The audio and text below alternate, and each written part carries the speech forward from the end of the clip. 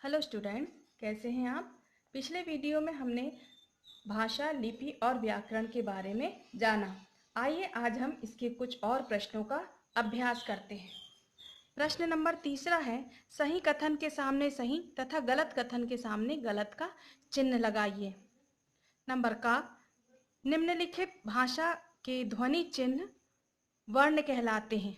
यह कथन सही है। भाषा का क्षेत्रीय रूप लिपि कहलाता है। यह कथन गलत है। भाषा का क्षेत्रीय रूप बोली कहलाता है। अगला है, व्याकरण के मुख्य रूप से 3 विभाग होते हैं। यह कथन बिल्कुल सही है। और वो 3 विभाग कौन कौन से होते हैं?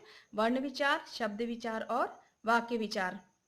अगला है, हिंदी देवनागरी लिपि में लिखी जाती है। यह कथन भी बिल्कुल सही है। हिंदी के साथ साथ संस्कृत, मराठी, नेपाली भी देवनागरी लिपि में लिखी गई है। अगला प्रश्न है, भाषा का लिखित रूप उसे मानकता प्रदान करता है। यह कथन बिल्कुल सही है। अगला प्रश्न है, नीचे कुछ भाषा, लिपि और बोली के नाम दिए गए हैं। प्रत्येक के सामने उदाहरण की भांति उपयुक्त शब्द लिखिए। स्टूडेंट्स, ये आपके लिए है। अगला प्रश्न है, निम्नलिखित प्रश्नों के उत्तर दीजिए। का, भाषा किसे कहते हैं? भाषा के कितने रूप होते हैं? इसका उत्तर है, अपने भावों और विचारों को प्रकट करने का माध्यम भाषा है।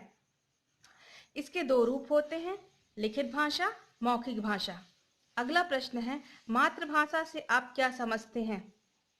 इसका उत्तर है, बच्चा जिस परिवार में रहता है वह उसी परिवार में बोली जाने वाली भाषा सीखता है।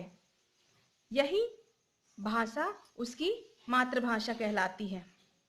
अगला है, भारत की राजभाषा का नाम बताइए। इसे राजभाषा कब घोषित किया गया है? भारत की राजभाषा हिंदी है और इसे 14 सितंबर 1949 ईस्वी को घोषित किया गया है। अगला प्रश्न है, साहित्य किसे कहते हैं? साहित्य की कुछ प्रमुख विधाओं के नाम बताइए। इसका उत्तर है, ज्ञान के संचित या लिपिबद्ध कोश को साहित्य कहते हैं। साहित्य का सामान्य अर्थ गद्य और पद्य की रचनाओं से लिया जाता है।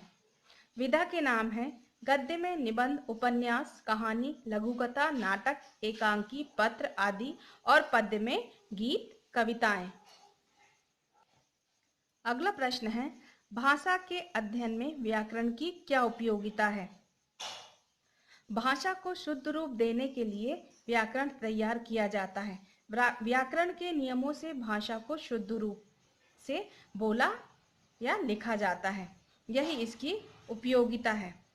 अगला प्रश्न है, मौखिक या लिखित भाषा का प्रयोग किए बिना लिखित स्थितियां, कार्य अपने मित्रों को स्पष्ट कीजिए। स्टूडेंट्स, ये भी आपके लिए है। अगला प्रश्न है, भारत की विभिन्न भाषाओं की लिपियां क्या क्या हैं? ज्ञात कीजिए और इनकी एक तालिका बनाइए। स्टूडेंट्स, जिस प्रकार हिंदी, संस्कृत, मराठी, नेपाली, इन भाषाओं की लिपि देवनागरी है, उर्दू की फारसी, पंजाबी की गुरुमुखी और अंग्रेजी की रोमन है। इसी तरह अन्य भाषाओं की लिपि ज्ञात कर तालिका पूर्ण कीजिए। Okay students.